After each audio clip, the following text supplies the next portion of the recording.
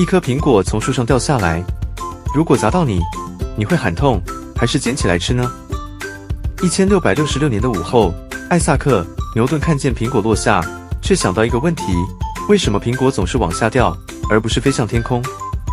这个疑问让他发现了改变世界的力量——万有引力。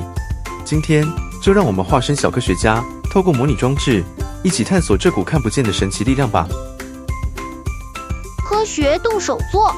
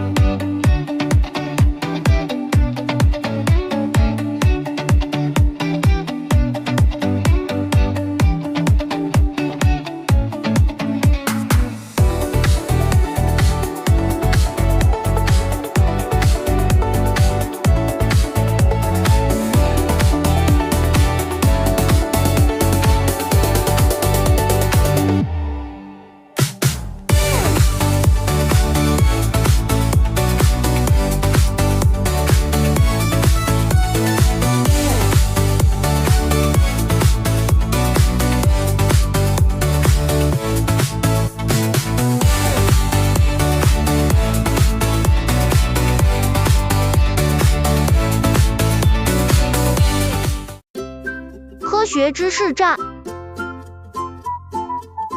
透过模型，我们可以观察到地球与月球之间存在着引力，正因为彼此互相吸引，月球才能沿着固定轨道持续绕着地球运行。同样的，地球、月球与太阳之间也存在引力，它们彼此牵引，同时持续运动。引力将天体拉住，而运动速度让它们不会直接碰撞，于是形成稳定而规律的轨道运行。引力大小可以用公式表示 ，F 代表两个物体之间的引力，即是万有引力常数，未定值。M 分别是两个物体的质量， R 则表示两个物体的距离。